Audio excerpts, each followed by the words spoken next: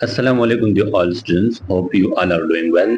तो आज का जो हमारा टॉपिक है वो है सर्कुलेटरी सिस्टम के ऊपर। इस वीडियो लेक्चर में हम हार्ट की एनाटॉमी और फिजियोलॉजी को समझेंगे और साथ में हम ये भी समझेंगे कि ब्लड कहाँ से कहाँ जाता है और किस तरह हार्ट है वो काम करता है। तो ये हमारे ऑब्जेक्टिव्स है। इन ऑब्जेक्टिव्स को हम इस वीडियो लेक्चर के अंदर कवर करेंगे। हार्ट, सबसे पहले हार्ट एनाटॉमी है। हार्ट जो है ये हमारे पास एक हार्ड और मस्कुलर ऑर्गन है जो कि 300 ग्राम का इसका वेट है। इसका साइज जो है एक एक पेस्ट अगर हम मुट्ठी बंद करें तो इतना एक हार्ट का जो है वो साइज होता है। इसके अंदर 4 चैम्बर होते हैं, right atrium, right ventricle, left atrium और लेफ्ट वेंट्रिकल। ये हार्ट जो है ये चेस्ट के अंदर मौजूद होता है, दोनों लंग्स के बीच में मौजूद होता है। सही है। Right side of heart is separated from left side by septum. अब राइट साइड का जो हार्ट है वो लेफ्ट साइड से अलग हुआ है, किसके थ्रू? सेप्टम के थ्रू। और इस हार्ट से जो सराउंडेड मेम्ब्रेन है उसको हम क्या कहते हैं? पेरिकार्डियम मेम्ब्रेन कहते हैं। पेरिकार्डियम मेम्ब्रेन कहते हैं। तो पेरिकार्डियल स्पेस होता है, उस पेरिकार्डियल स्पेस के अंदर फ्लूइड होते हैं, पेरिकार्डियल फ्लूइड, जो कि हार्ट को नरिशमेंट और प्रोटेक्शन प्रोवाइड करते हैं। फिर हार्ट जो है ये ओब्लिकुली लाई होता है। ओब्लिकुली बिल्कुल क्रॉस जो है वो लाया होता है चेस्ट के अंदर। सही है। और इसका जो बेस है वो ऊपर की तरफ होता है और जो एपेक्स है वो नीचे की तरफ होता है। बेस जो है वो सेकंड रिब पे होता है, सेकंड रिब के नीचे होता है। और इसका जो एपेक्स है वो फिफ्थ रिब के नीचे होता है, मतलब फिफ्थ इंटरकॉस्टल स्पेस में होता है। सही है। और निपल के नीचे होता है और मिड क्लेविकुलर लाइन के साइड पे होता है ये। सही है। हार्ट का जो लोकेशन की बात कर रहे हैं यहाँ पे हम। सही है। हार्ट जो है ये हमारे पास एक कम्प्लेक्स मस्कुलर पंप होता है जो ब्लड को पूरे बॉडी में क्या करता है? सर्कुलेट करता है। पहले ब्लड को लंग्स में भेजता है, लंग्स में वहां से ही ऑक्सीजन लेता है, ऑक्सीजन लेके फिर हार्ट में आ जाता है, फिर रेस्ट ऑफ द बॉडी में ये थ्रू द अरोटा जो है वो भेज देता है। सही। हार्ट जो है दिन में 1 लाख दफा जो है वो बीट करता है और तकरीबन 7,200 लीटर ब्लड जो है पूरी बॉडी में सर्कुलेट कर लेता है। पूरी बॉडी को 7,200 लीटर ब्लड जो है वो सप्लाई करता है, मतलब 1900 गैलन ब्लड जो है वो रोज सप्लाई करता है पूरे बॉडी को। सही है। हार्ट जो है ये एक्सेल ब्लड, हार्ट को जो एक्सेल ब्लड सप्लाई होती है वो थ्रू द कोरोनरी आर्टरीज के जरिए होती है। कोरोनरी आर्टरी के जरिए हार्ट को ब्लड सप्लाई होती है। अब हम बात कर रहे हैं फंक्शन ऑफ कार्डियोवास्कुलर सिस्टम की। तो ये जो है एक ट्रांसपोर्टेशन सिस्टम है जो सेल को रिक्वायर्ड चीज़ें पहुंचाता है, जैसे कि न्यूट्रॉन्स और हार्मोन्स और मतलब किस्म के गैसेस जो है वो सेल्स को पहुंचाते हैं और वहाँ से वेस्ट जो है वो निकालते हैं। जो ऑक्सीजनेटेड ब्लड को बॉडी सेल्स तक पहुंचाता है और डीऑक्सीजनेटेड ब्लड को हार्ट तक लाता है from the different parts of the body. अब हम बात कर रहे हैं हार्ट मसल्स की, यानी हार्ट लेयर्स की। तो हार्ट के 3 लेयर्स होते हैं। पेरिकार्डियम जो कि आउटर लेयर होता है सबसे बाहर वाला, और मायोकार्डियम जो मिडिल लेयर होता है बीच में।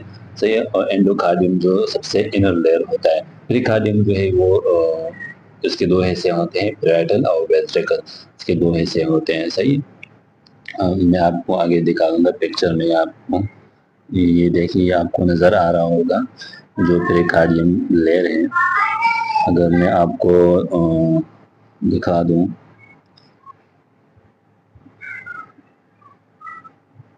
तो ये जो पूरा जो लेयर है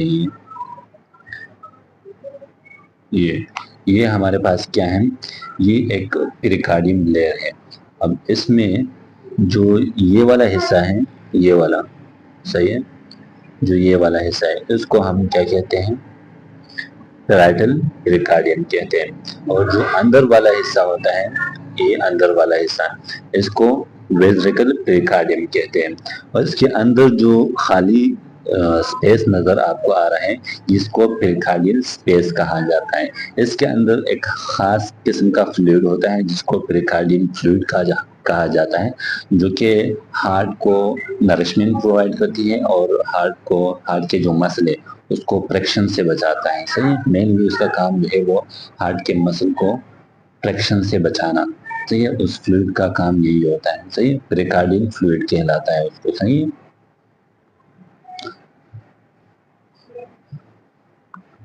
अब हम बात करें हार्ट वाल्व के बारे में। सही है, वाल्व जो है ये एक फ्लैप लाइक स्ट्रक्चर होते हैं जो कि ब्लड को एक खास डायरेक्शन में उसको अलाउ करते हैं। वाल का मतलब ये होता है जैसे कि हमारे घरों में पानी के वाल होते हैं।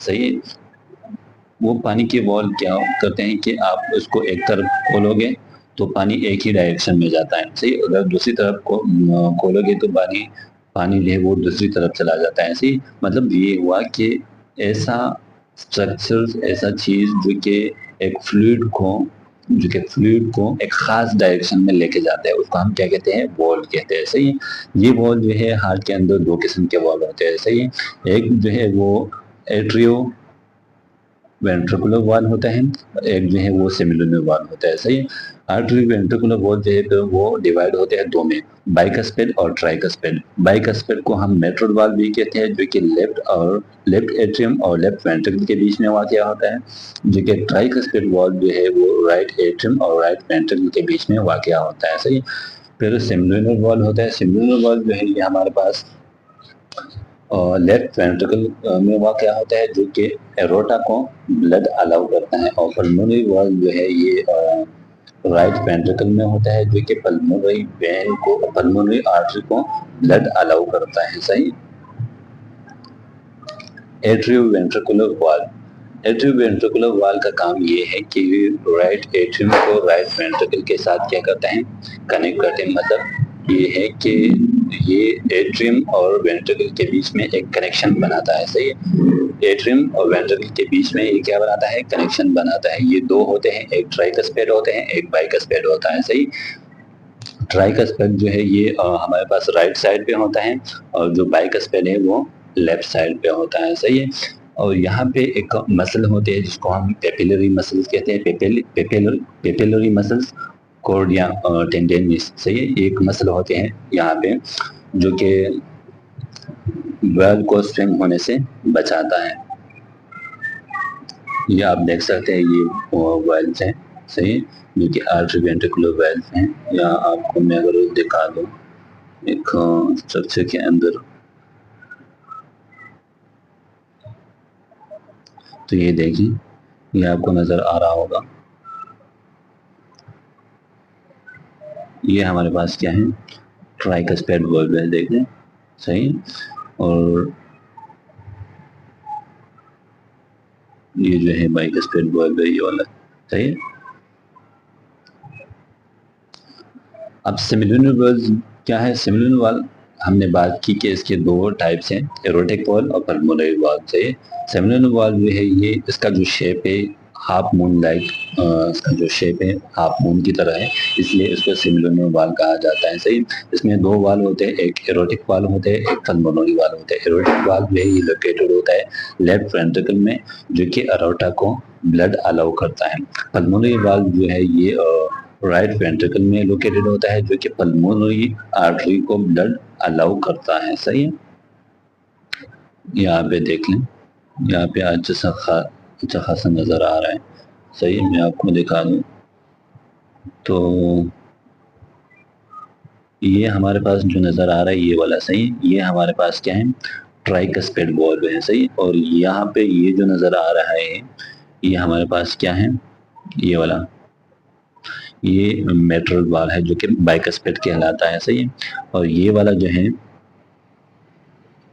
ये वाला, ये एरोटिक वाल है, और ये वाला जो है यहाँ पे जो नज़र आ रहा है ये हमारे पास क्या है, पल्मोनरी वॉल्व है। सही है, नॉर्मल हार्ट साउंड। अब कुछ साउंड होते हैं हार्ट के जो कि नॉर्मल साउंड होते हैं, कुछ एबनॉर्मल भी होते हैं, लेकिन अब इसमें सिर्फ नॉर्मल की बात कर रहे हैं। एनाटॉमी हम पढ़ रहे हैं तो सिर्फ नॉर्मल साउंड की हम बात करेंगे। सही है, तो हार्ट के नॉर्मल साउंड जो है वो हम स्टेथोस्कोप के जरिए सुन सकते हैं। दिल के अगर हम किसी भी जगह पे स्टेथोस्कोप रखें तो हमें वो साउंड जो है वो सुनाई देते हैं, बट कुछ खास पॉइंट होते हैं जहाँ पे साउंड जो है वो क्लियरली हम सुन सकते हैं। उस पॉइंट को हम कहते हैं अस्कल्टेरी लैंडमार्क्स, या फिर उसको हम कार्डिक लैंडमार्क्स भी कहते हैं। पहला नंबर जो साउंड है S1 साउंड, जो लब वाला साउंड है, तो ये पहला साउंड होता है। ये साउंड तब बनती है जब मेट्रल और ट्राइकस्पिड, मतलब बाइकस्पिड और ट्राइकस्पिड वाल जो है वो बंद हो जाती है, तब ये साउंड क्या होती है, बन जाती है। ये साउंड हमें ये बताता है कि सिस्टोल जो है वो स्टार्ट हो गया है। सिस्टोल मतलब ये है कि हार्ट जो है उसने कंट्रैक्शन जो है वो स्टार्ट किया है।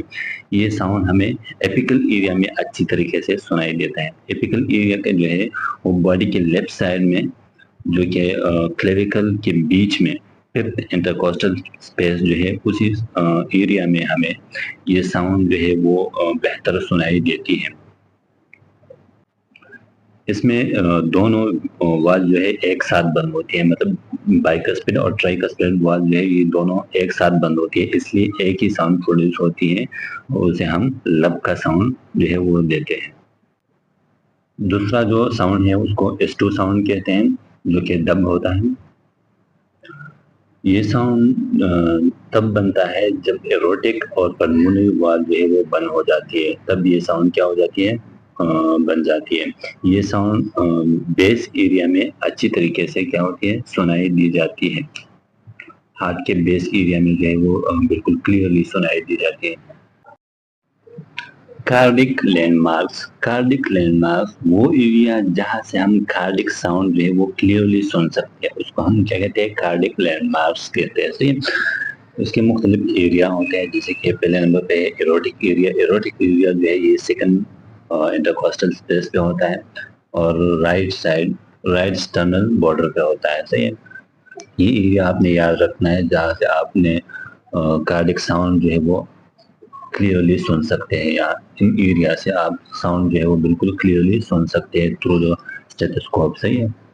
फिर पल्मोनिक एरिया होते हैं। पल्मोनिक एरिया जो है ये सेकंड इंटरकोस्टल स्पेस और लेफ्ट स्टर्नल बॉर्डर पे होता है। सही है। एरब्स पॉइंट जो है ये हमारे पास पल्मोनिक और ट्राइकस्पिड के बीच में होता है, और इसे हम S1 और S2 दोनों साउंड जो है वो सुन सकते हैं, मतलब लब और डब दोनों साउंड जो है जिससे हम सुन सकते हैं। ट्राइकस्पिड एरिया जो है ये हमारे पास फिफ्थ इंटरकोस्टल स्पेस और लेफ्ट स्टर्नल बॉर्डर पे होता है।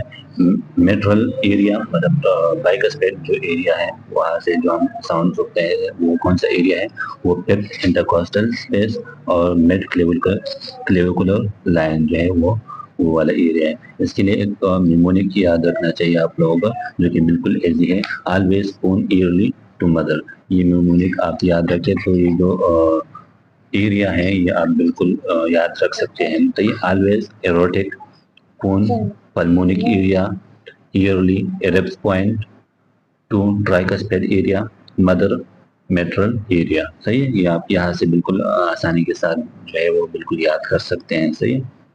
ये आपको दिखाया भी गया है कि कार्डिक लैंडमार्क जो है वो किन किन जगह पे होता है। सही है। ये एरिया आप देख लेना, तो यहाँ से आप जो है कार्डिक साउंड जो है वो बिल्कुल क्लियरली सुन सकते हैं। S1 और S2 जो साउंड होते हैं वो आप यहाँ से बिल्कुल क्लियरली सुन सकते हैं। सही। फिर कार्डिक साइकिल की बात हो रही तो एक सिंगल कार्डिक साइकिल के अंदर 1 हार्ट बीट होता है। सही है। कितना हार्ट बीट होता है, 1 हार्ट बीट होता है, और उस कार्डिक साइकिल जो है वो सिस्टोल और डायस्टोल पे मुश्तमिल होता है। मतलब अगर हार्ट जो है वो कंट्रैक्ट और रिलैक्स हो रहा है तो ये एक पूरा एक कार्डिक साइकिल हो गया। सही। मतलब हार्ट का रिलैक्सेशन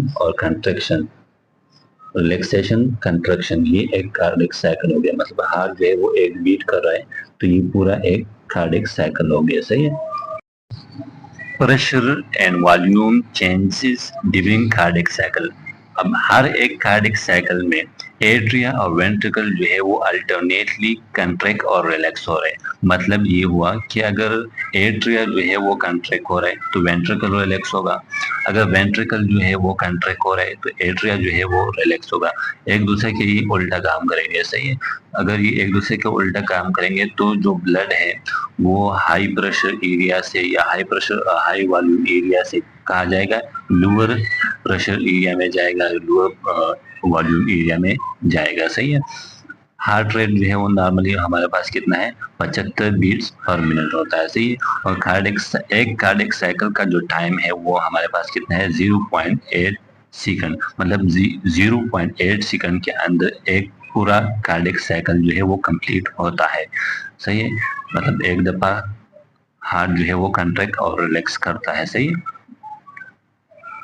फिर अगर हम बात करें पल्मोनरी सर्कुलेशन के ऊपर, तो पल्मोनरी सर्कुलेशन जो है ये हमारे पास एक सर्कुलेटरी सिस्टम होता है जिसमें डीऑक्सीजनेटेड ब्लड जो है वो फ्रॉम द हार्ट जो है वो जाता है कहाँ तक, लंग्स तक जाता है, और लंग्स में अल्वेलाई तक जाते हैं, वहां से ऑक्सीजन लेके दोबारा हार्ट में आ जाता है। ये जो पूरा ब्लड का सर्कुलेशन हो गया इसको हम क्या कहते हैं, पल्मोनरी सर्कुलेशन कहते हैं। इसके अंदर जो है दो ब्लड वेसल जो है वो इन्वॉल्व होते हैं, पल्मोनरी आर्टरी और पल्मोनरी वेन।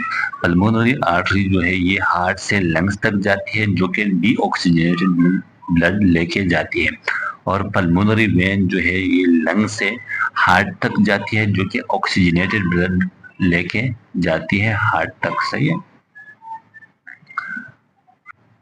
यहाँ पे आपको दोबारा बताया गया है कि जो डीऑक्सीजनेटेड ब्लड है वो राइट वेंट्रिकल से जाता है कहाँ पे, पल्मोनरी आर्टरी के जरिए लंग्स में अल्वेलाई तक जाते हैं, वहां से ऑक्सीजन लेके पल्मोनरी वेन के जरिए दोबारा कहाँ पे आ जाता है, हार्ट में आ जाता है, सही है। तो जो पल्मोनरी आर्टरी जो है वो जहाँ से ओरिजिनेट होती है उसको हम क्या कहते हैं, पल्मोनरी ट्रंक कहते हैं। ऐसे जहाँ से पल्मोनरी आर्टरी जो है वो निकलता है ना, उस एरिया को हम क्या कहते हैं, पल्मोनरी ट्रंक। पल्मोनरी ट्रंक जो है वो दो में डिवाइड होती है, दो लंग्स है तो जाहिर सी बात है दो में डिवाइड होंगे, सही। एक जो है वो लेफ्ट में जाती है, एक राइट लंग में जाती है। तो एक जो है वो राइट पल्मोनरी आर्टरी होती है, एक लेफ्ट पल्मोनरी आर्टरी होती है, सही है। और लेफ्ट पल्मोनरी आर्टरी जो है वो लेफ्ट लंग में ब्लड लेके जाती है, और राइट पल्मोनरी आर्टरी जो है वो राइट लंग में ब्लड लेके जाती है, सही। ये पिक्चर आपको दिखाया गया है, इसमें आप देख लीजिएगा। सिस्टमिक सर्कुलेशन जो है इसमें शामिल होते हैं आर्टरीज, आर्टरी वोल्स, वेन्यूल्स, ये सारी चीज़ें जो है इसमें शामिल होते हैं। जितनी भी ब्लड वेसल्स होते हैं वो सिस्टमेटिक सर्कुलेशन में इंक्लूडेड होती हैं। इसमें जो आर्टरी और आर्टरी वोल्स होती है वो ऑक्सीजनेटेड ब्लड जो है वो हार्ट से पूरे बॉडी तक लेके जाती हैं, और जो वेन और वेन्यूल्स होते हैं वो बॉडी से डीऑक्सीजनेटेड ब्लड लेके हार्ट तक लेके आती है। जब भी ब्लड जो है वो हार्ट से लीव करते हैं, मतलब थ्रू द एरोटा वो हार्ट लीव करते हैं, तो उसका जो कलर होता है वो ब्राइट रेड कलर होता है due to high oxygen content. अब हेपाटिक पोर्टल सर्कुलेशन है। हेपाटिक पोर्टल सर्कुलेशन जो है एक ख़ास ब्लड फ्लो सिस्टम एक ख़ास ब्लड फ्लो सिस्टम है जो डाइजेस्टिव सिस्टम से ब्लड को लीवर तक ले जाता है। इसमें हेपाटिक पोर्टल वेन इंटेस्टाइन से न्यूट्रिएंट्स रिच ब्लड को लीवर में ट्रांसफ़र करता है। लीवर इस ब्लड को क्या करता है, फिल्टर करता है, न्यूट्रिएंट्स को प्रोसेस करता है और टॉक्सिन को रिमूव करता है। बाद में क्लीन ब्लड या जो क्लियर ब्लड होती है उसको हेपाटिक वेन के ज़रिए हार्ट तक पहुंचाते हैं। तो ये पूरा एक सर्कुलेशन चलता है थ्रू द हेपाटिक वेन और हेपाटिक पोर्टल वेन के ज़रिए एक सर्कुलेशन जो है वो पूरा चलता है, सही है। इस डायग्राम में भी आप देख सकते हैं कि हार्ट से जो है ब्लड जो है वो एब्डोमिनल में आ जाता है, सही है। वहाँ से थ्रू द हेपाटिक आर्टरी जो है वो लीवर में जाते हैं, फिर लीवर उसको प्रोसेस करता है, वहाँ से उसको बेहतर करता है। फिर थ्रू द हेपाटिक वेन जो है थ्रू वो इंफीरियर वेना केवा में चला जाता है और फिर हार्ट में चला जाता है। तो ये पूरा एक सर्कुलेशन जो है वो चलता है, उसको हम हेपाटिक सर्कुलेशन कहते हैं। सही है। फिर आर्टरीज़ क्या होती है? आर्टरीज जो है वो ब्लड वेसल जो ऑक्सीजनेटेड ब्लड को लेके जाती हैं from the heart to the rest of the body. इसके 3 लेयर होते हैं, टुनिका इंटरना जो कि इनर लेयर होती है, और टुनिका मीडिया जो कि मिडल लेयर होती है, टुनिका एक्सटर्ना जो आउटर लेयर होती है। सही है। ये आप देख सकते हैं इसकी लेयर जो पूरा जो स्ट्रक्चर है उसको आपको दिखाया गया है इसमें। फिर आपको वेंस के बारे में बताया गया है। वेंस जो है ये हमारे पास वो ब्लड वेसल्स होते हैं जो कि डीऑक्सीजनेटेड ब्लड को लेके जाती है from the body tissues, from the body cells to the heart. और इसका जो डायमीटर होता है वो 0.1 mm से लेकर 1 mm तक होता है। और इसमें जो ब्लड होता है उसका जो कलर होता है वो ब्लू होता है due to low oxygen content. इसका जो कलर है वो बिल्कुल ब्लू होते हैं। सही है। वेन जो है ये 3 कोर से बना होता है। सही है। ये आप देख लें, इसकी जो स्ट्रक्चर आपको दिखाई गई है। सही है। ये भी आर्टरी और वेन जो है वो आपको अलग अलग कलर में, आर्टरी जो है वो रेड होती है, उसके अंदर जो ब्लड होती है वो रेड होती है ड्यू टू किस चीज़ की वजह से? Oxygen content, high oxygen content की वजह से ये जो कलर है वो रेड होती है। सही है। और ब्लू इसलिए होती है कि ऑक्सीजन कंटेंट जो है वो इसमें नहीं होती। सही है। फिर कैपिलरीज होते हैं। कैपिलरीज जो है ये हमारे पास एक माइक्रोस्कोपिक वेसल होते हैं जो कि आर्टरियोज और वेन्यूल्स से बनते हैं। और मेनली इसका जो काम होता है वो एक्सचेंजेस का काम करती है, ब्लड एक्सचेंज का काम करती है। सही है। तो इसके ज़रिए जो कि ऑक्सीजन, न्यूट्रिएंट्स और सारी चीज़ें जो है वो इसके ज़रिए क्या होती है? एक्सचेंज होती है। सही है। ये आप देख लें, इसका स्ट्रक्चर में आपको दिखाया गया है। सही।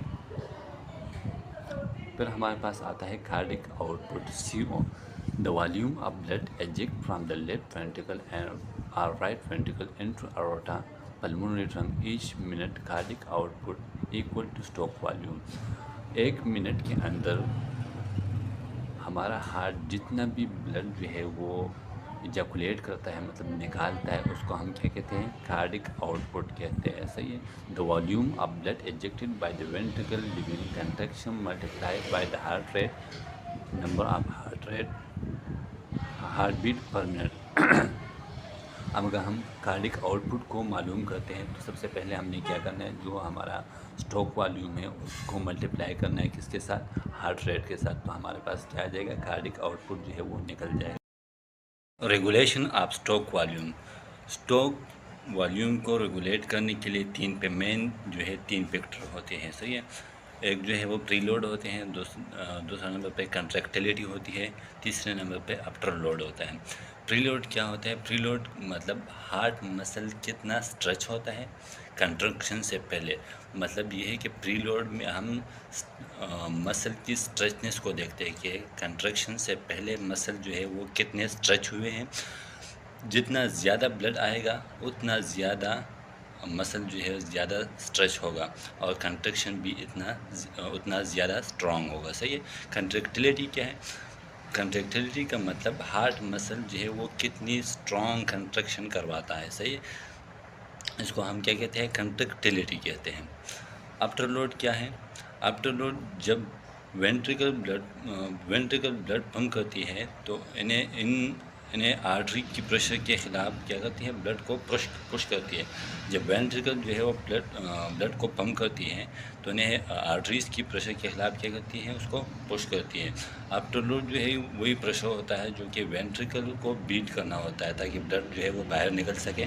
सही है। अगर आफ्टर लोड जो है वो ज़्यादा होगा तो हार्ट को जो है वो ज़्यादा काम करना पड़ेगा। सही है। तो it's all about cardiovascular system. और thank you so much. Bye bye.